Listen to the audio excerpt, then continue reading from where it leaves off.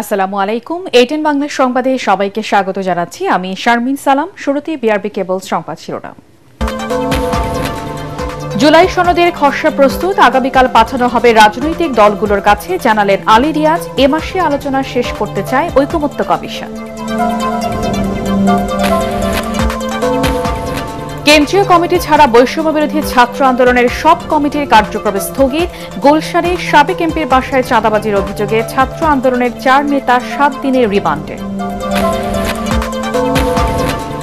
দেশ গণতান্ত্রিক ব্যবস্থায় ফিরলেই অধিকাংশ সমস্যার সমাধান হবে, মির্জা ফখরুল। নির্বাচনকে ভয় পায় যারা, তাদের রাজনীতি থেকে দূরে থাকা উচিত, আমির খসরু। নতুন সংবিধানের জন্য গণপরিষদ নির্বাচন চায় এনসিপি। নেত্রকোনায় জুলাই পদযাত্রায় নাহিদ ইসলাম। গণহত্যাকারী শেখ হাসিনার বিচার, নতুন সংবিধান বাস্তবায়নের ঘোষণা। যুক্তরাষ্ট্রের সাথে বাণিজ্য ঘাটতি কমাতে 25টি বোয়িং উড়োজাহাজ কিনবে বাংলাদেশ, জানালেন বাণিজ্য সচিব। নতুন শুল্ক হার 20% নিচে নামিয়ে আনার আশা। শুনছিলেন বিআরবি কেবল সংবাদ শিরোনাম, এবারে বিস্তারিত। জুলাই সনদের প্রাথমিক খসড়া চূড়ান্ত, আগামীকাল রাজনৈতিক দলগুলোর কাছে তা পাঠানো হবে বলে জানিয়েছেন জাতীয় ঐকমত্য কমিশনের সহ সভাপতি ড আলী রিয়াজ। ফরেন সার্ভিস একাডেমিতে চলমান রাজনৈতিক দলগুলোর সাথে সংলাপে তিনি একথা বলেন। আলী রিয়াজ বলেন, 31 জুলাইয়ের মধ্যে মৌলিক সংস্কারের বিষয়ে রাজনৈতিক দলগুলোর সঙ্গে সংলাপ শেষ করতে চায় কমিশন। রিপোর্ট করছেন ইয়াসিন রানা। রাজধানীর ফরেন সার্ভিস একাডেমিতে রাজনৈতিক দলগুলোর সঙ্গে ঐকমত্য কমিশনের দ্বিতীয় ধাপের আলোচনার বিষয়বস্তু রাষ্ট্র পরিচালনার মূলনীতি, নাগরিকের মৌলিক অধিকার সম্প্রসারণ সম্পর্কিত মূলনীতি এবং পুলিশ কমিশন গঠন। সূচনা বক্তব্যে কমিশনের সহসভাপতি অধ্যাপক আলী রিয়াজ জানান, সোমবার জুলাই সনদের প্রাথমিক খসড়া দলগুলোর কাছে পাঠানো হবে। খসড়া কমিশন তৈরি করেছে এবং কমিশন আগামীকালের মধ্যে সকল রাজনৈতিক দলের কাছে এই খসড়া প্রেরণ করবে আপনাদের বিবেচনার জন্য। আমরা মনে করি আপনারা আলাদা ধরনের মতামত দিলে সেগুলো সন্নিবেশিত করা হবে। আমরা খসড়া নিয়ে এখানে আলোচনা করব না এই কারণে, যেগুলো শব্দের ব্যাপার। যদি বড় রকমের মৌলিক কোনো আপত্তি ওঠে তাহলে আমরা ফ্লোরে আনবো, না হলে আনবো না। তিনি আরো বলেন, 20টি বিষয়ের মধ্যে নোট অফ ডিসেন্ট সহ 10টি বিষয়ে একমত হয়েছে দলগুলো, 7টি বিষয়ে ঐকমত্য হয়নি। আমরা যে কোনো ভাবেই হোক এই প্রক্রিয়াটা 31 জুলাইয়ের মধ্যে আমাদের সমাপ্ত করতে হবে, অন্যথা হওয়ার কোনো সুযোগ নেই। তারপরে জাতীয় সনদ স্বাক্ষরের জন্য হয়তো আমরা একটা অন্য দিন বরাদ্দ করতে পারি। সংলাপে রাষ্ট্র পরিচালনার মূলনীতি কি কি হবে তা নিয়ে ভিন্ন ভিন্ন মত তুলে ধরেছে দলগুলো। সাম্য, মানবিক মর্যাদা এবং সামাজিক সুবিচার, সাথে গণতন্ত্র এবং ধর্মীয় স্বাধীনতা ও সম্প্রীতি বলা হচ্ছে যে এই 5টা থাকবে। এর সাথে 72-এর সংবিধানে থাকা অথবা 5ম সংশোধনীতে যোগ হওয়া কোনো মূলনীতি যোগ হবে অথবা হবে না, এটা আগামী সংসদের এখতিয়ারের উপরে ছেড়ে দেওয়া হয়েছে। 72-এর ওই 4 মূলনীতি বাদ দিয়ে আজকের এই 5টি পয়েন্টকে প্রতিস্থাপন করতে হবে। 5টা রাজনৈতিক দল এটা আসলে খুবই আপত্তিজনকভাবে তারা কমিশনের আলোচনার যে আমাদের যে সৌহার্দ্যপূর্ণ পরিবেশ ছিল এখানে তারা ব্যাঘাত ঘটিয়েছে। আগামী পার্লামেন্টের কাছে এটা ঠেলে দেওয়া মানে হচ্ছে যে জাতীয় ঐক্যের ভিত্তিতে সংবিধানের মূলনীতি তৈরি হয় সেটিকে ডেফার্ট করা। মুক্তিযুদ্ধের মধ্য দিয়ে অর্জিত বাংলাদেশের সংবিধানে যে 4 মূলনীতি আছে সেইটা পরিবর্তনের কোনো ইঙ্গিত জাতির সামনে প্রকাশিত করা হয়, সেইটার সাথে আমরা একেবারেই নাই। ভাষার মার পেছে, শব্দের মার পেছে, বাক্যের মার পেছে, কথার মার পেছে ওই 4 মূলনীতিকে আন্ডারমাইন করে প্রতিস্থাপন করে এইরকম কোনো ইঙ্গিত দেশবাসীর সামনে আমরা দিতে দেব না। এদিকে স্বাধীন পুলিশ কমিশন গঠনের বিষয়ে একমত প্রকাশ করেছে রাজনৈতিক দলগুলো। ঐক্যমত্য করে আমরা জুলাইয়ের 31 তারিখ আগে জুলাই সনদে আমরা স্বাক্ষর করতে চাই। ইয়াসিন রানা, এটিএন বাংলা, ঢাকা। বৈষম্য বিরোধী ছাত্র আন্দোলনের কেন্দ্রীয় কমিটি ছাড়া সারা দেশের সকল কমিটির কার্যক্রম স্থগিত করেছে সংগঠনটি। বিকেলে শাহবাগে এক জরুরি সংবাদ সম্মেলনে বৈষম্য বিরোধী ছাত্র আন্দোলনের সভাপতি রিফাত রশিদ এই ঘোষণা দেন। এ সময় তিনি বলেন, এখনও রাজনৈতিক দলের আশ্রয়ে অনৈতিক কর্মকাণ্ডে জড়িয়ে পড়ছে অনেকে, যার ফলে এই সিদ্ধান্ত নেন সংগঠনটির নেতারা। দাবি করেন, বাংলাদেশের ইতিহাসে কোনো অপরাধের দায় স্বীকার করে সারা দেশের কমিটি স্থগিত করেনি কেউ। পাশাপাশি আইনশৃঙ্খলা বাহিনীর প্রতি আহ্বান জানান, বৈষম্য বিরোধী ছাত্র আন্দোলনের ব্যানার ব্যবহার করে যারা যে অপকর্ম করবে তাদের বিরুদ্ধে যথাযথ ব্যবস্থা নেয়ার। বৈষম্য বিরোধী ছাত্র আন্দোলনের কেন্দ্রীয় কমিটি ব্যতীত সারা দেশের সকল কমিটির কার্যক্রম আনুষ্ঠানিকভাবে স্থগিত ঘোষণা করা হচ্ছে। এর মধ্য দিয়ে আমরা বৈষম্যবিরোধী ছাত্র আন্দোলনের আগামী কার্যক্রম কোন উপায়ে পরিচালিত হবে সেই সম্পর্কে আমরা বসবো, একটা রূপরেখা তৈরি হবে। বৈষম্যবিরোধী ছাত্র আন্দোলন জুলাই গণ অভ্যুত্থানের প্ল্যাটফর্ম, জুলাই গণ অভ্যুত্থানের স্পিরিটের সাথে সাংঘর্ষিক কোনো কিছুই তারা বরদাস্ত করবে না, এই জিনিসটা আমরা স্পষ্ট করে বলতে চাই এবং তার জন্যই আজকে আমাদের এই বড় ধরনের সিদ্ধান্ত নিতে হচ্ছে। এদিকে রাজধানীর গুলশানে সাবেক এমপি শাম্মী আহমেদের বাসায় চাঁদাবাজির অভিযোগে গ্রেপ্তার বৈষম্যবিরোধী ছাত্র আন্দোলনের নেতা সহ 4 জনের 7 দিন করে রিমান্ড মঞ্জুর করেছে আদালত। অপ্রাপ্তবয়স্ক হওয়ায় অপর আসামিকে কারাগারে পাঠানো হয়েছে। এরই মধ্যে চাঁদাবাজির সাথে জড়িত নেতাদের সংগঠন থেকে বহিষ্কার করেছে বৈষম্যবিরোধী ছাত্র আন্দোলন। আইন শৃঙ্খলা রক্ষাকারী বাহিনীর হাতে ধরিয়ে দেওয়ার ভয় দেখিয়ে কেউ চাঁদাবাজি বা মব সৃষ্টির চেষ্টা করলে 999-এ ফোন দেওয়ার পরামর্শ দিয়েছে ডিএমপি। মিজান শাহজাহানের রিপোর্ট।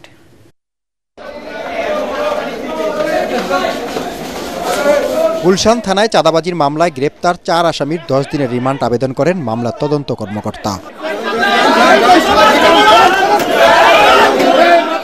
শুনানি শেষে ঢাকা মুখ্য মহানগর হাকিম আদালতের বিচারক জিয়াদুর রহমান প্রত্যেকের 7 দিন করে রিমান্ড মঞ্জুর করেন।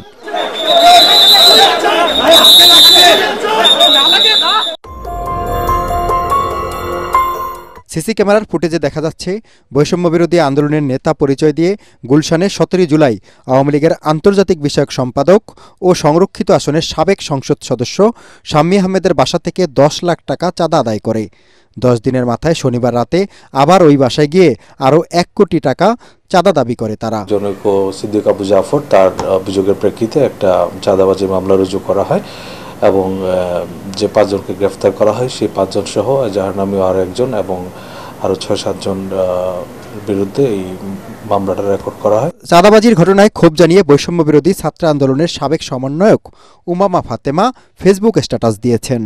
এ ঘটনায় বৈষম্যবিরোধী ছাত্র আন্দোলন ঢাকা মহানগর শাখার আহ্বায়ক ইব্রাহিম হোসেন মুন্না, সদস্য সাকাদাউন সিয়াম ও সাদমান সাদাবকে সাংগঠনিক পদ থেকে স্থায়ীভাবে বহিষ্কার করেছে। এদিকে বাংলাদেশ গণতান্ত্রিক ছাত্র সংসদ জরুরি নোটিশে জানিয়েছে চাঁদাবাজির ঘটনায় কেন্দ্রীয় সংসদের সদস্য আব্দুর রাজ্জাক বিন সুলাইমানের সরাসরি সম্পৃক্ততার প্রমাণ পাওয়ায় তাকে স্থায়ীভাবে বহিষ্কার করা হয়েছে। ডিএমপির মুখপাত্র মোহাম্মদ তালিবুর রহমান বলেন, আইন নিজ হাতে তুলে নেয়া ও শৃঙ্খলা পরিপন্থী কর্মকাণ্ডে জড়ালে জিরো টলারেন্স নীতি দেখাবে পুলিশ। পুলিশের নাম ভাঙিয়ে কেউ যদি কোনো অপরাধ করার চেষ্টা করে আমরা নগরবাসীকে অনুরোধ করছি সেটা যেন পুলিশ স্টেশনকে জানানো হয় এবং 999-এর মাধ্যমে তারা সেটা আমাদের কাছে অবহিত করতে পারেন। এই ক্ষেত্রে কেউ অপরাধের শিকার হওয়ার সম্ভাবনা থাকলে তিনি যদি তথ্য দেন আমরা তার যে নাম পরিচয় গোপন রেখে আমরা অপরাধীদের বিরুদ্ধে প্রয়োজনীয় ব্যবস্থা গ্রহণ করব। আসামিদের জিজ্ঞাসাবাদ করে এই ঘটনায় জড়িত অন্যদেরও আইনের আওতায় আনা হবে বলে জানিয়েছে পুলিশ। মিজান শাহজাহান, এটিএন বাংলা, ঢাকা। দেশ গণতান্ত্রিক ব্যবস্থায় ফিরলেই অধিকাংশ সমস্যার সমাধান হয়ে যাবে বলে আশা করছেন বিএনপি মহাসচিব মির্জা ফখরুল ইসলাম আলমগীর। রাজধানীতে এক সেমিনারে তিনি বলেন, বিএনপি সবার আগে সংস্কার চায় আর তা হতে হবে জনগণের চাহিদা মতো। আরেক অনুষ্ঠানে দলের স্থায়ী কমিটির সদস্য আমির খসরু মাহমুদ চৌধুরী বলেন, যারা নির্বাচনকে ভয় পায় তাদের রাজনীতি থেকে দূরে থাকা উচিত। কামরুজ্জামান রাজীবের রিপোর্ট। পদ্মা ব্যারেজ ও দ্বিতীয় পদ্মা সেতু বাস্তবায়নের প্রয়োজনীয়তা নিয়ে রাজধানীর মহাখালী ব্র্যাক সেন্টারে আয়োজিত সেমিনারে অংশ নেন বরেণ্য রাজনীতিবিদ, অর্থনীতিবিদ ও পরিবেশবিদরা। এতে বক্তারা বলেন, আন্তর্জাতিক বিধি লঙ্ঘন করে বাংলাদেশকে পানির ন্যায্য হিস্সা থেকে বঞ্চিত করছে ভারত। গণমানুষের স্বার্থ রক্ষায় রাজনৈতিক অঙ্গীকার জরুরি। এ সময় বিএনপি মহাসচিব বলেন, গণ অভ্যুত্থানের পর রাষ্ট্র ব্যবস্থা পরিবর্তনের সুযোগ তৈরি হয়েছে। রাজনৈতিক ঐক্য থাকলে যে কোনো ইস্যুতেই সমঝোতায় পৌঁছানো সম্ভব। জনপ্রত্যাশা অনুযায়ী রাষ্ট্র কাঠামো পরিবর্তনে অঙ্গীকারাবদ্ধ বিএনপি। আমাদের দেশের মানুষ উপরে উঠতে চায়, উন্নতি চায়, একটা সত্যিকার অর্থে গণতান্ত্রিক ব্যবস্থা চায়। সেই গণতান্ত্রিক ব্যবস্থার মধ্যে দিয়ে কিন্তু সমস্ত বিষয়গুলোর সমাধানের পথ খুঁজে পাওয়া যাবে। অনেকে আজকাল অনেক কথা বলছেন, সংস্কার হচ্ছে, সংস্কার তো আমরা অনেক আগে উপলব্ধি করেছি। জনগণের যেটা প্রয়োজন এবং কালের যুগের সঙ্গে সঙ্গে পরিবর্তন আনা দরকার, রাষ্ট্র কাঠামোর যে পরিবর্তন আনা দরকার সে ব্যাপারে আমরা অত্যন্ত সচেতন। অন্যদিকে ঢাকা রিপোর্টার্স ইউনিটিতে আলোচনা সভায় আমির খসরু মাহমুদ চৌধুরী বলেন, নির্বাচনের মাধ্যমে গণতন্ত্র পুনঃপ্রতিষ্ঠা না হলে অভ্যুত্থানের চেতনা ভুলণ্ঠিত হবে। নির্বাচিত জনপ্রতিনিধি না থাকায় পুলিশ প্রশাসন কাজ করছে না, থমকে আছে বিনিয়োগ। কিছু লোক শুরু করেছে নির্বাচন বিরোধী কর্মকাণ্ড, গণতন্ত্র বিরোধী কর্মকাণ্ড। যে সমস্ত দেশে এই সমস্ত কর্মকাণ্ড বেশি দিন চলেছে সেই দেশগুলোতে গৃহযুদ্ধ হয়েছে, সেই দেশগুলোতে অশান্তি হয়েছে, বিভাজন হয়েছে। আমরা কি বিপ্লব ফেল করতে চাই? না চাইলে তো আপনি যাদের জন্য যুদ্ধ করলাম, যাদের মালিকরা নিয়ে এতদিন কথা বললাম, তাদের মালিকেরা দিতে এত কষ্টের কি আছে? যারা নির্বাচনকে ভয় পান তো তারা রাজনৈতিক দল করার তো কোনো দরকার নেই। এদিকে নির্বাচন কমিশনে 2024 সালের আয় ব্যয়ের হিসাব জমা দিয়েছে বিএনপি। এতে আয় দেখানো হয়েছে 15,65,94,842 টাকা আর ব্যয় হয়েছে 4,80,04,820 টাকা। এ সময় নির্বাচন বানচালের ষড়যন্ত্র প্রতিহত করতে নির্বাচন কমিশনকে সাহসী ভূমিকা রাখার আহ্বান জানান দলের সিনিয়র যুগ্ম মহাসচিব রুহুল কবির রিজভী। নির্বাচন কমিশনের যে ক্ষমতা, সেই ক্ষমতা তো সংবিধানের দ্বারা রয়েছেই, তার তো স্বাধীনতা রয়েছে। সেই ক্ষেত্রে নির্বাচন কমিশন আরো বড় দায়িত্ব পালন করতে হবে তাদের। কামরুজ্জামান রাজীব, এটিএন বাংলা, ঢাকা। ফ্যাসিবাদের পতনের পর এবার তরুণরা দেশ পরিচালনার দায়িত্ব নিতে এনসিপি নেতৃত্বে মাঠে নেমেছে বলে মন্তব্য করেছেন দলের আহ্বায়ক নাহিদ ইসলাম। নেত্রকোনায় জুলাই পদযাত্রায় তিনি বলেন, জনগণকে সাথে নিয়ে গণহত্যাকারীদের বিচার ও নতুন সংবিধান বাস্তবায়ন করা হবে। এজন্য গণপরিষদ নির্বাচন জরুরি জানিয়ে নাহিদ ইসলাম বলেন, এর মাধ্যমে সাধারণ মানুষ ও অভ্যুত্থানকারী জনতা বাংলাদেশের আগামীর সংবিধান নির্ধারণ করবে। পরে পদযাত্রার অংশ হিসেবে শেরপুর যান এনসিপি নেতারা। প্রতিনিধিদের তথ্য ও ছবি নিয়ে রিপোর্ট করছেন আদ্দিন সজীব। 24-এর গণ অভ্যুত্থানে ফ্যাসিবাদের পতনের পর দেশ গড়ার লক্ষ্যে সারা দেশে রাজনীতির মাঠে চষে বেড়াচ্ছেন তরুণ রাজনীতিকরা। জুলাই বিপ্লবের সম্মুখ সারির নেতাকর্মীদের নিয়ে গড়া রাজনৈতিক দল জাতীয় নাগরিক পার্টি এনসিপির পদযাত্রা এদিন নেত্রকোনায়। শহরের পুরাতন কালেক্টরেট মাঠে পথসভায় দলের আহ্বায়ক নাহিদ ইসলাম বলেন, আওয়ামী লীগের সন্ত্রাসীদের বিচারের দাবিতে রাজপথে নেমেছে এনসিপি। এই পথযাত্রা একটি নতুন সংবিধানের জন্য, এই পদযাত্রা গণপরিষদ নির্বাচনের জন্য। শেখ হাসিনা সহ আওয়ামী লীগের যারা বিভিন্ন সন্ত্রাসীরা রয়েছে তাদের বিচারের দাবিতে আমরা রাজপথে নেমেছি এবং দেশব্যাপী সংস্কারের দাবিতে আমরা নেমেছি এবং একটা নতুন সংবিধানের দাবিতে আমরা নেমেছি। এই নতুন সংবিধানের জন্য আমাদের একটি গণপরিষদ নির্বাচন লাগবে, যেই গণপরিষদ নির্বাচনের মাধ্যমে বাংলাদেশের সাধারণ মানুষ, বাংলাদেশের অভ্যুত্থানকারী জনতা বাংলাদেশের আগামীর নতুন সংবিধান নির্ধারণ করবে। রাষ্ট্র সংস্কার সহ জুলাইয়ের আকাঙ্ক্ষা বাস্তবায়নে তরুণদের সক্রিয় ভূমিকা রাখার আহ্বান জানান দলের মুখ্য সমন্বয়ক নাসির উদ্দিন পাটোয়ারি ও যুগ্ম সদস্য সচিব ডক্টর তাসনিম জারা। পিআর পদ্ধতিতে উচ্চ কক্ষের নির্বাচন চেয়েছি, কিন্তু যারা ফ্যাসিস্ট ক্ষমতার কাঠামোতে থাকতে চায় তারা এই বিষয়ে জনগণকে ধোঁকা দেওয়ার চেষ্টা করছে। রাজপথে ঐক্যবদ্ধ থাকবেন। এরপর এনসিপির পদযাত্রা যায় শেরপুরে। আওয়ামী শাসনের 15 বছরে পুলিশ থেকে শুরু করে সব প্রতিষ্ঠানকে দলীয়করণ করা হয় বলেও অভিযোগ করেন এনসিপির নেতারা। বলেন, নতুন দিনের সংস্কারে এসবের দৃশ্যমান পরিবর্তন করতে হবে, জনগণকেও হতে হবে তৎপর। পুলিশ সংস্কার কমিশনের পরেও আমাদের একটা দাবি ছিল বাংলাদেশের প্রত্যেকটা পুলিশের ঘাঁটিতে নতুন করে পুলিশ মোতায়েন করা। সেটা কি হয়েছে? আদ্দিন সজীব, এটিএন বাংলা। যুক্তরাষ্ট্রের সাথে বাণিজ্য ঘাটতি কমাতে 25টি বোয়িং বিমান কিনবে বাংলাদেশ। এছাড়াও গম, সয়াবিন, তুলা, এলএনজির আমদানিও বাড়ানো হবে বলে জানালেন বাণিজ্য সচিব মাহবুবুর রহমান। বেশি দামে এসব পণ্য কিনলেও জনগণের উপর চাপ পড়বে না বলে তার দাবি। সচিব জানান, সবশেষ ধাপের আলোচনায় আবারও যুক্তরাষ্ট্রে যাচ্ছেন বাণিজ্য উপদেষ্টা সহ প্রতিনিধি দল। নতুন শুল্ক হার 20% নিচে নামিয়ে আনার আশা করছেন তারা। রিপোর্ট মাহবুব কবির চপলের। শুল্কের জাল বিছিয়ে বিভিন্ন দেশকে বাণিজ্যিক চাপে ফেলেছে যুক্তরাষ্ট্র। আলোচনার টেবিলে দিচ্ছে নানা শর্ত। বাংলাদেশকে বলেছে তাদের পণ্য বেশি কিনতে। এর প্রেক্ষিতে দেশটির সাথে $6 বিলিয়ন বাণিজ্য ঘাটতি কমানোর উদ্যোগ নিয়েছে অন্তর্বর্তী সরকার। তার অংশ হিসেবে 25টি বোয়িং উড়োজাহাজ কেনার সিদ্ধান্ত হয়েছে বলে জানালেন বাণিজ্য সচিব। আমরা 25টি বোয়িংয়ের জন্য অর্ডার দিয়েছি। এরকম অর্ডার কিন্তু যেমন ভারত দিয়েছে 100টার, ভিয়েতনাম দিয়েছে 100টার, ইন্দোনেশিয়া দিয়েছে 50টার, এরকম বিভিন্ন দেশ দিয়েছে। এখন বোয়িং কোম্পানির ক্যাপাসিটি অনুযায়ী কিন্তু তারা এগুলো সরবরাহ করবে। বোয়িং তো একসাথে আর ওগুলো কেনা হচ্ছে না, আপনি অর্ডার দিলে কত বছরে পাবেন সেগুলো। গত বছরে সারা বছরে যুক্তরাষ্ট্র 12টা এয়ারক্রাফট ডেলিভারি করেছে সারা পৃথিবীকে। তা আমাদের হয়তো বছরে একটা ভাগে পড়বে। পাশাপাশি অন্য সোর্স থেকে এয়ারবাস বা অন্য আমরা কিনবো না তা তো নয়। এছাড়াও গম, সয়াবিন, তুলা, এলএনজি আমদানি বাড়ানোরও সিদ্ধান্ত হয়েছে। তবে যুক্তরাষ্ট্র থেকে এসব পণ্য কিনে আনতে খরচ বেশি পড়বে বলে মনে করছেন অনেক ব্যবসায়ী, যার প্রভাব পড়বে বাজারে। তবে তা মানতে নারাজ বাণিজ্য সচিব। আমরা গম ক্রয়ের জন্য তাদের সাথে চুক্তি করেছি। আমাদের সয়াবিন যারা আমদানি করে ওইটা প্রাইভেট সেক্টরে। আপনি উন্নত মানের গমটার জন্য আপনাকে কানাডা বা ইউএসএ যেতে হয়, কারণ আপনার ময়দার প্রয়োজনটাও তো আছে। যা কিছুই তাদের কাছ থেকে কিনবো তাই যে বেশি দামের হবে একথা আপনি ধারণা করে দিচ্ছেন কেন? এর প্রভাব দেশের বাজারের উপরে তেমন কিছু পড়বে না। এসব উদ্যোগ নিলেও যুক্তরাষ্ট্রের নতুন শুল্ক হার কমবে কিনা তা এখনও নিশ্চিত নয়।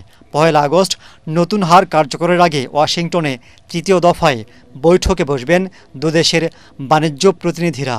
বাংলাদেশের অন্যতম রপ্তানি প্রতিযোগী দেশ ভিয়েতনাম ও ভারত শুল্ক 20% নামিয়ে এনেছে। ঢাকার প্রত্যাশাও তেমনই। 29-30 তারিখে আমাদের ওয়াশিংটনে বৈঠক হবে ইউএসটিআর এর অফিসে। তো সেখানে আমাদের আলোচনা হবে। আমাদের আলোচনা সরাসরি 1 তারিখের যে সময়সীমার কথা আপনারা জানেন বা আপনারা বললেনও, সেটা হয়তো আমাদের জন্য অ্যানাউন্সমেন্ট তার মধ্যেই হয়ে যাবে। যেটা ভিয়েতনাম এবং ইন্ডিয়ার উপরে হয়েছে আমরা তার চেয়ে কম সুবিধা আশা করছি না। আমরা মনে করছি যে তার চেয়ে ভালো কিছুই হবে আমাদের জন্য। যুক্তরাষ্ট্রের সাথে বাণিজ্য বাড়লেও চীনের সাথে সম্পর্ক খারাপ হবার সম্ভাবনা নেই বলে মনে করছেন বাণিজ্য সচিব। চায়নার সাথে Mahbub Kabir Chapal, ATN Bangla, Dhaka. Milestone school and কলেজে বিমান বিধ্বস্তের ঘটনায় মৃতের সংখ্যার সংশোধিত তালিকা দিয়েছে স্বাস্থ্য মন্ত্রণালয়। এতে মোট মৃতের সংখ্যা 34 জন বলে জানানো হয়েছে। জাতীয় বার্ন ইনস্টিটিউটের পরিচালক ডক্টর নাসিরউদ্দিন মিডিয়া ব্রিফিংয়ে জানান, আইসিইউতে সংকটাপন্ন অবস্থায় 4 জন চিকিৎসাধীন আছে, যাদের অবস্থা অপরিবর্তিত রয়েছে। এখনও ভর্তি আছে 34 জন, যাদের মধ্যে শিশু রয়েছে 28 জন। আজও হাসপাতাল থেকে 2 জনকে ছাড়পত্র দেওয়া হয়েছে। এতে ওই স্কুলের একজন আয়াও রয়েছেন। কোনো রোগীকে বিদেশে নেয়ার কোনো সিদ্ধান্ত হয়নি বলেও জানান এই চিকিৎসক। এদিকে মাইলস্টোন স্কুল সোমবার পর্যন্ত ছুটি ঘোষণা করেছে কর্তৃপক্ষ। গতকালকে সিভিয়ার থেকে ক্রিটিক্যাল স্টেজ অর্থাৎ একটু খারাপ স্টেজে গেছে 2 জন রোগী। আর আমাদের নতুন করে আইসিইউতে তেমন কেউ আসেনি, যা ছিল তাই, এবং আমরা আইসিইউ থেকে কাউকে স্টেপ ডাউনও করাই নাই। মানসিক সাপোর্ট দেওয়ার ব্যাপারে আমরা প্রতিদিন 2 বেলা করে আমাদের প্রত্যেকটি ইউনিট চিফ কথা বলছেন। একই সঙ্গে আমাদের সরকারি যে চিকিৎসকরা আছেন মানসিক স্বাস্থ্য বিষয়ক, তারা প্রতিদিন ব্রিফ করছেন, এবং বিশেষত যে রোগীগুলো একটু ক্রিটিক্যাল এবং সিভিয়ার তাদের ব্যাপারে আমরা আরও ক্লোজ ডোর ব্রিফিং করছি। এখন পর্যন্ত কেউ বিদেশে নেওয়ার ব্যাপারে কোনো কথা বলেননি। জাতীয় অর্থনৈতিক পরিষদের নির্বাহী কমিটির একনিকের সভায় আলোচিত জুলাই শহীদদের আবাসন প্রকল্প অনুমোদন দেওয়া হয়নি। তবে মোট 8,149 কোটি 38 লাখ টাকা ব্যয়ে 12টি উন্নয়ন প্রকল্প অনুমোদন দেওয়া হয়। রাজধানীর আগারগাঁওয়ে পরিকল্পনা কমিশনের প্রধান উপদেষ্টা ডক্টর মোহাম্মদ ইউনূসের সভাপতিত্বে একনিক সভা অনুষ্ঠিত হয়। সভা শেষে পরিকল্পনা উপদেষ্টা ডক্টর ওয়াহিদ উদ্দিন মাহমুদ জানান, একনিক বৈঠকে 12টি প্রকল্পের অনুমোদন দেওয়া হয়েছে।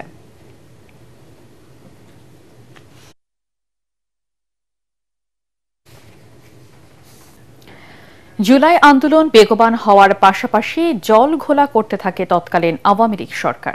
নাহিদ ইসলাম, আসিফ মাহমুদ সহ 3 সমন্বয়ককে আটকের পর হাসনাত আব্দুল্লাহ ও সার্জিস আলমকেও তুলে নেওয়া হয় ডিবি অফিসে। ওদিকে গণহত্যার সাথে জড়িতদের বিচার নিশ্চিত সহ 3 দফা দাবিতে আলটিমেটাম দেয় বৈষম্য বিরোধী ছাত্র আন্দোলন। অন্যদিকে জাতীয় অর্থোপেডিক হাসপাতালে আহতদের দেখতে গিয়ে ক্ষমতাচ্যুত প্রধানমন্ত্রী শেখ হাসিনা বলেন, নাশকতায় এত মায়ের বুক খালি হোক সরকার তা কখনোই চায়নি। আদ্দিন সজীবের আরেকটি রিপোর্ট। একটা পর্যায়ে হচ্ছে তারা আমাকে ফিজিক্যালি এন্ড মেন্টালি টর্চার করা শুরু করে। শরীরে নির্যাতনের এই দাগ তখনো মুছে যায়নি নাহিদ ইসলামের। লোহার হয়তো কিছু একটা দিয়ে মারতে শুরু করে, তারপরে একটা পর্যায়ে আমি সেন্সলেস হয়ে যাই। বিবিসির খবরে উঠে আসে প্রথমবার আটকের পর চোখ বেঁধে বৈষম্য বিরোধী ছাত্র আন্দোলনের এই সমন্বয়ককে মারধরের সেই খবর। পুরো সময় আমার চোখ বাঁধা ছিল। হাসপাতালের বিছানা থেকে দ্বিতীয় দফায় 26 জুলাই তাকে সহ আসিফ মাহমুদ, আবু বকর মজুমদারকে গ্রেফতারের পরে 27 জুলাই আটক করা হয় সার্জিস আলম আর হাসনাত আব্দুল্লাহকেও। বলা হয় সমন্বয়কদের নিরাপত্তার স্বার্থে তাদেরকে ডিবি হেফাজতে নেওয়া হয়েছে। যাদের ভয়ে রীতিমতো গোপনে আন্দোলন চালিয়ে যাচ্ছিলেন সমন্বয়করা, সেই তারাই যখন নিরাপত্তার কথা বলে ডিবি অফিসে তুলে নেয়, তখন অনলাইনে তার ধিক্কার জানান বৈষম্য বিরোধী ছাত্র আন্দোলনের সমন্বয়ক আব্দুল হান্নান মাসুদ, রিফাত রশিদ ও মাহিন সরকার। আটকদের দ্রুত মুক্তি এবং শিক্ষার্থী হত্যার সাথে জড়িত মন্ত্রী, পুলিশ সহ সব দোষীদের বিচার সহ 3 দফা দাবিতে দেন 24 ঘন্টার আলটিমেটাম। মন্ত্রী থেকে শুরু করে পুলিশ কনস্টেবল পর্যন্ত যতজন এই গণহত্যার সাথে জড়িত প্রত্যেককে অব্যাহতি দিয়ে আইনের আওতায় আনতে হবে।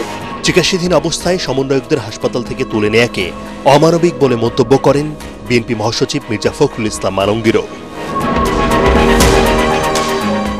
সেদিন নারায়ণগঞ্জের সরকারি বেসরকারি ক্ষতিগ্রস্ত প্রতিষ্ঠান পরিদর্শনে গিয়ে সাবেক স্বরাষ্ট্রমন্ত্রী আসাদুজ্জামান খান কামাল বলেন, একটি মহল সোশ্যাল মিডিয়ার মাধ্যমে গুজব ছড়িয়ে সাধারণ মানুষের মধ্যে বিভ্রান্তি ছড়াচ্ছে। সোশ্যাল মিডিয়াতে তারা এই ধরনের প্রচার করেছেন। এগুলো যখন আমরা পেয়েছি তখন তাকে সেফ কাস্টডিতে আমরা নিয়েছি। আমরা তাদের কাছে জিজ্ঞাসা করছি যে কারা তাকে এই আক্রমণ করতে চাচ্ছে। আর জাতীয় পার্টির একাংশের চেয়ারম্যান রওশন এরশাদ দাবি করেন, যারা রাষ্ট্রের গুরুত্বপূর্ণ স্থাপনা ধ্বংস ও সহিংস পরিস্থিতি সৃষ্টি করেছে তাদের রাষ্ট্রদ্রোহ আইনে শাস্তির। ওদিকে জাতীয় অর্থোপেডিক হাসপাতালে আহতদের দেখতে গিয়ে শেখ হাসিনা বলেন, নাশকতায় এত মায়ের বুক খালি হোক সরকার তা কখনোই চায়নি। আমি চাই না এভাবে মায়ের কোল খালি হোক আর এভাবে মানুষ অসহায় পড়ুক। পরে ঢাকায় নিযুক্ত জাপানের রাষ্ট্রদূতের সঙ্গে সাক্ষাতে তিনি মেট্রো রেলের ক্ষতিগ্রস্ত স্টেশন দ্রুত চালু করতে দেশটির সহযোগিতা কামনা করেন। এদিকে রিমান্ডে সাবেক ভিপি নুরুল হক নূরকে বেধড়ক মারধরের পর সংবাদ সম্মেলনে তার স্ত্রীর কান্না সামাজিক যোগাযোগ মাধ্যমে ব্যাপক সাড়া ফেলে। তাকে আর রিমান্ডে আপনারা দিয়েন না, মানে তার জীবনটা অন্তত আমাদের কাছে ভিক্ষা দিন, মানে তাকে সুস্থভাবে অন্তত আমার 2টো বাচ্চার মুখের দিকে তাকায়। মানে আমি আর কিচ্ছু চাই না। প্রয়োজনে হ্যাঁ ও রাজনীতি করতে হবে না, আমি ওকে রাজনীতি করতে দিব না। আদ্দিন সজীব, এটিএন বাংলা, ঢাকা। গোপালগঞ্জে সংঘাতের ঘটনায় 9 শিশুকে গ্রেপ্তারে শিশু আইন সঠিকভাবে মানা হয়েছে কিনা তা তদন্তে কমিটি গঠনের নির্দেশ দিয়েছে হাইকোর্ট। এদিকে 5 নভেম্বরের মধ্যে কমিটিকে প্রতিবেদন জমা দিতে বলা হয়েছে। এক রিট আবেদনের প্রেক্ষিতে বিচারপতি কাজী জিনাত হক ও বিচারপতি আইনুল নাহার সিদ্দিকার দ্বৈত বেঞ্চ রুল সহ এ আদেশ দেন। শিশু আইন প্রয়োগে সংশ্লিষ্টদের নিষ্ক্রিয়তা কেন বেআইনি হবে না তা জানতে চাওয়া হয়েছে রুলে। স্বরাষ্ট্র আইন এবং নারী ও শিশু বিষয়ক মন্ত্রণালয় সহ সংশ্লিষ্টদের রুলের জবাব দিতে বলা হয়েছে। সম্প্রতি গোপালগঞ্জ এনসিপির সমাবেশকে ঘিরে হামলা এবং সহিংসতার ঘটনায় 5টি হত্যা সহ মোট 12টি মামলা করা হয়। এসব মামলায় 10,137 জনকে আসামি করা হয়েছে। গ্রেপ্তার করা হয়েছে 314 জনকে, যার মধ্যে 9 জন শিশু। রুল নিশি জারি করেছেন এবং একটা ডাইরেকশন দিয়েছেন যে এই রেসপন্ডেন্টদের সকলকে একটা ডাইরেকশন দিয়েছেন যে একটা ইনকোয়ারি কমিটি করতে হবে এই শিশুদের বিষয়ে চাইল্ড অ্যাক্ট অনুসরণ করা হচ্ছে কিনা এবং তাদের বর্তমান পরিস্থিতি কি সেটা ইনকোয়ারি করে এই কোর্টে আগামী 5 নভেম্বর সেই রিপোর্টটা দাখিল করতে হবে। অন্তর্বর্তীকালীন সরকারের প্রধান উপদেষ্টা ডক্টর মোহাম্মদ ইউনূসের বিরুদ্ধে মানহানির অভিযোগে করা মামলার কার্যক্রম বাতিল করে হাইকোর্টের দেয়া রায় বহাল রেখেছে আপিল বিভাগ। একই সাথে হাইকোর্টের রায়ের বিরুদ্ধে রাষ্ট্রপক্ষের করা লিভ টু আপিল খারিজ করে দিয়েছে সর্বোচ্চ আদালত। বিচারপতি জুবায়ের রহমান চৌধুরীর নেতৃত্বাধীন ৩ বিচারপতির বেঞ্চ এ আদেশ দেন। এর আগে এক বক্তব্যকে কেন্দ্র করে মানহানির অভিযোগে ২০১০ সালে গ্রামীণ ব্যাংকের তৎকালীন ব্যবস্থাপনা পরিচালক ডক্টর মোহাম্মদ ইউনূসের নামে মামলাটি করা হয়। মামলার কার্যক্রম বাতিল চেয়ে ২০১১ সালে তিনি হাইকোর্টে আবেদন করেন। গত বছরের ২৪ অক্টোবর মামলাটির কার্যক্রম বাতিল ঘোষণা করে রায় দেয় হাইকোর্ট, পরে আপিল করে রাষ্ট্রপক্ষ। রাজধানী ঢাকাকে বাঁচাতে সংশোধিত জনবান্ধব ও কার্যকর নতুন ড্যাব প্রণয়নের দাবি জানিয়েছে বাংলাদেশ স্থপতি ইনস্টিটিউশনের সভাপতি স্থপতি আবু সাইদ এম আহমেদ। সকালে ঢাকা রিপোর্টার্স ইউনিটির সাগররুনি হলে আয়োজিত সংবাদ সম্মেলনে এই দাবি জানানো হয়। এ সময় বিভিন্ন সমস্যা নিয়ে রাজউকের দাঁড়ে দাঁড়ে ঘুরেও কোনো প্রতিফলন না পাওয়ার অভিযোগ করা হয়। যাদের স্বার্থে তড়িঘড়ি করে ড্যাব বাস্তবায়ন করা হয়েছে তাদের শাস্তির আওতায় আনার দাবি জানান বক্তারা। আমরা সুন্দর ঢাকা করতে চাই, তাহলে আসলে নতুন ড্যাব করতে হবে, যাতে ডিটেল এরিয়া প্রতিটা রাস্তায় ডিটেল করতে থাকতে হবে। সেটাই আমাদের দাবি, যেটাতে আমাদের স্ট্রাকচার প্ল্যান, আরবান এরিয়া প্ল্যানকে আগে পাস করিয়ে একটা ডিটেল প্ল্যান করতে হবে। ডিটেল মানে রাস্তা কত বড় করবে, ছোট করবে, সেই ডিটেল কিন্তু নাই। একটা সংশোধিত জনবান্ধব কার্যকরী ড্যাব প্রণয়ন করতে হবে। নারায়ণগঞ্জ শহরের দেওভোগ আখড়া এলাকার লক্ষ্মীনারায়ণ বালক ও বালিকা সরকারি প্রাথমিক বিদ্যালয়ের ঝুঁকিপূর্ণ ভবনে চলছে পাঠদান কার্যক্রম। এতে যে কোনো সময় ঘটতে পারে বড় ধরনের দুর্ঘটনা।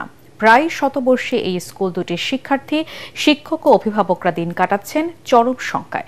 তবে দ্রুত ব্যবস্থা নেওয়ার আশ্বাস দিয়েছে জেলা প্রশাসন। নারায়ণগঞ্জ থেকে আব্দুস সালামের রিপোর্ট জানাচ্ছেন আশিকুর রহমান। ১৯৩৭ সালে নারায়ণগঞ্জ শহরের মন্দির কর্তৃপক্ষের উদ্যোগে নির্মিত হয় দেওভোগ এলাকার লক্ষ্মীনারায়ণ বালক বালিকা সরকারি প্রাথমিক বিদ্যালয়। ২০২৩ সালে স্কুলের ছাদ ভেঙে পড়লে ঝুঁকিপূর্ণ ঘোষণা করা হয় ভবনটিকে। পরে ঝুঁকিপূর্ণ ভবনের দুটি কক্ষ বন্ধ করে দেয়া হলেও এখনও পাঠদান কার্যক্রম চলছে বাকি কক্ষগুলোতে। এছাড়া অন্যান্য বাকি কার্যক্রম চলছে পার্শ্ববর্তী একটি মন্দিরের দুটি কক্ষে। প্রতিদিন ঝুঁকি নিয়ে ক্লাস করছেন শত শত শিক্ষার্থী। এ নিয়ে ক্ষোভ জানান শিক্ষার্থী ও শিক্ষকরা। এ মন্দিরে ক্লাস করতে আমাদের অনেক সমস্যা হয়। এ মন্দিরে অনেক পূজা ও ঢাকঢোল বাজে, তাই আমাদের পড়ালেখার সমস্যা হয়, পড়া বুঝতে সমস্যা হয়। এখানে অনেক শব্দ হয়, প্রতিদিনই পূজা অর্চা হয়, তাই এখানে অনেক শব্দ হয়, তাই আমরা মনে রাখতে পারি না কিছু।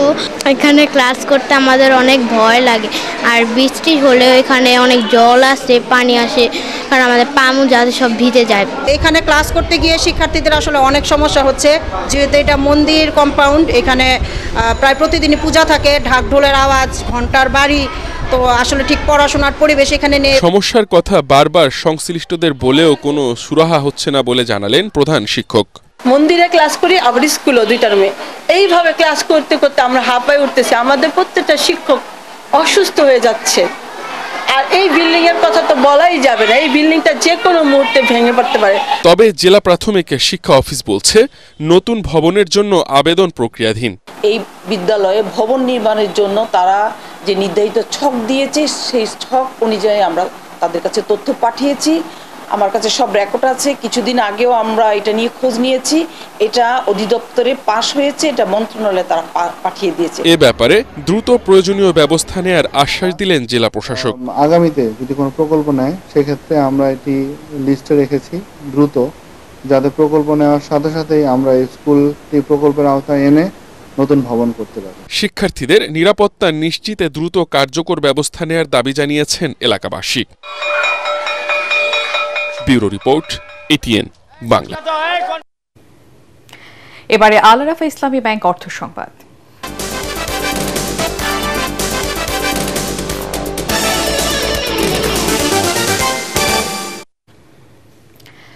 আগামী ডিসেম্বরের মধ্যে নবায়নযোগ্য জ্বালানি থেকে ৩,০০০ মেগাওয়াট বিদ্যুৎ উৎপাদনের সরকারি লক্ষ্য পূরণ করা কঠিন উচ্চাভিলাষী বলে মন্তব্য করেছেন সিপিডির গবেষক ও বিশেষজ্ঞরা। জাতীয় রুফটপ সোলার কর্মসূচির নকশা বাস্তবায়ন, পর্যবেক্ষণ ও মূল্যায়ন কাঠামো বিষয়ে সেমিনারে এসব কথা বলেন আলোচকরা। সেমিনারে সিপিডির গবেষণা পরিচালক ড খন্দকার গোলাম মোয়াজ্জেম বলেন, তড়িঘড়ি করে সোলার প্যানেল থেকে বিদ্যুৎ উৎপাদনের টার্গেট বাস্তবায়নের বিষয়ে সতর্কভাবে এগোতে হবে। এটি যেন কারো পকেট ভারী করার উদ্যোগে পরিণত না হয় তা নিশ্চিত করতে হবে। ঢাকা শহরের বাসাবাড়িতে রুফটপ সোলার কর্মসূচির অধীনে রুফটপে সোলার প্যানেল লাগানোর একটি বাধ্যবাধকতা রয়েছে, এখনো সেটি রয়েছে। এবং সেই কর্মসূচি করতে গিয়ে যেটা হয়েছে যে বাসাবাড়িতে এক ধরনের লোক দেখানো সোলার প্যানেল স্থাপনের কাজ হয়েছে এবং তার ফলে যে ক্ষতিটি হয়েছে সেটি হলো নবায়নযোগ্য জ্বালানি অথবা সৌর বিদ্যুৎ সম্পর্কে মানুষের ভিতরে একটা স্থায়ী নেতিবাচক মনোভাব তৈরি হয়েছে। আমরা মনে করি যে এই নেতিবাচক মনোভাব থেকে উত্তরণের ক্ষেত্রে এই কার্যক্রমটি একটি শক্তিশালী অস্ত্র হতে পারে। দক্ষিণ পূর্ব এশিয়ার দুই দেশ থাইল্যান্ড ও কম্বোডিয়াকে যুদ্ধ বন্ধ করতে আহ্বান জানিয়েছেন যুক্তরাষ্ট্রের প্রেসিডেন্ট ডোনাল্ড ট্রাম্প। দেশ দুটি নেতাদের সঙ্গে তার আলোচনা হয়েছে এবং উভয় পক্ষই দ্রুত শান্তি আলোচনায় বসতে সম্মত হয়েছে বলেও জানিয়েছেন তিনি। স্থানীয় সময় রোববার এক প্রতিবেদনে এই তথ্য জানিয়েছে ব্রিটিশ সংবাদ মাধ্যম বিবিসি।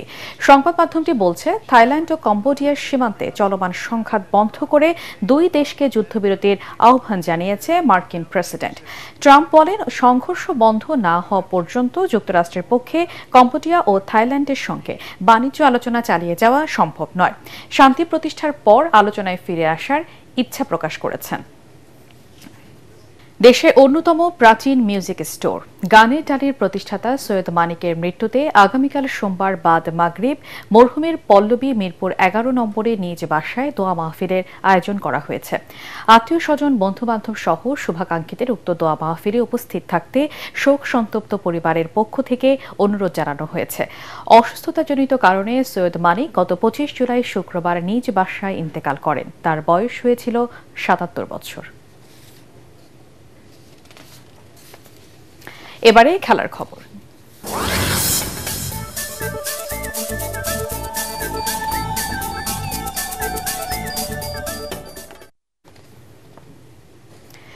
এশিয়া কাপে আবারও একই গ্রুপে পড়েছে ভারত আর পাকিস্তান। বাংলাদেশ খেলবে শ্রীলঙ্কা, আফগানিস্তান আর হংকং এর সাথে। এশিয়ান ক্রিকেট কাউন্সিল আনুষ্ঠানিকভাবে সূচি প্রকাশ করে জানিয়ে দেয়, এই টুর্নামেন্ট আয়োজন নিয়ে আর কোনো অনিশ্চয়তা নেই। রিপোর্ট করছেন SM আশরাফ। ঢাকায় এসিসির বার্ষিক সাধারণ সভার পরও যখন এই টুর্নামেন্টের সূচি নিশ্চিত করা যায়নি, তখন এশিয়া কাপ ক্রিকেট আয়োজন নিয়ে নানা জল্পনা কল্পনা শুরু হয়ে যায়। যদিও আশাবাদী ছিলেন এসিসির চেয়ারম্যান মহসিন নাকভি। অবশেষে তিনিই শুরুতে জানিয়ে দেন টুর্নামেন্ট আয়োজনের তারিখ আর সূচি। এরপর আনুষ্ঠানিকভাবে এসিসিও তা প্রকাশ করে। এবারের এশিয়া কাপের স্বাগতিক ভারত, তবে আয়োজক ভারত বা পাকিস্তান হলে খেলা হবে নিরপেক্ষ ভেন্যুতে, এই সিদ্ধান্ত আগেই নেয়া। এবার তাই টুর্নামেন্টটি হচ্ছে সংযুক্ত আরব আমিরাতে।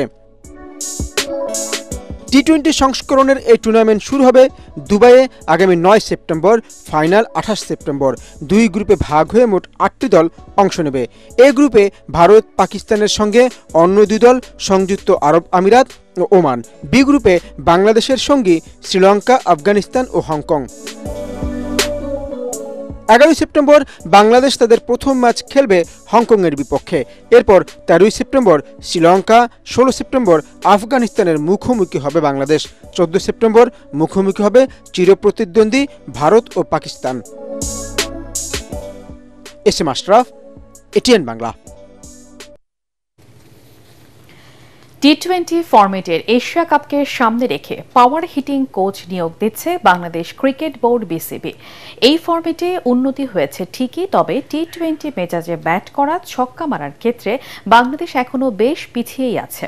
বিশ্বজুড়ে ব্যাটারদের ছক্কা হাঁকানো শেখানোর কাজ করেন অন্যতম সেরা power hitting coach Julian Wood. অগাস্টে ঢাকায় পৌঁছে ৩ সপ্তাহ জাতীয় দলের সঙ্গে কাজ করবেন এই ইংলিশ কোচ। এশিয়া কাপ সামনে রেখে ৬ অগাস্ট মিরপুরের শেরেবাংলা স্টেডিয়ামে অনুশীলন শুরু করবে টাইগাররা। ক্যাম্প শুরুর আগেই জুলিয়ান উডের ঢাকায় পৌঁছানোর কথা রয়েছে, এমনটাই জানিয়েছে ক্রিকেট বিষয়ক ওয়েবসাইট ক্রিকবাজ।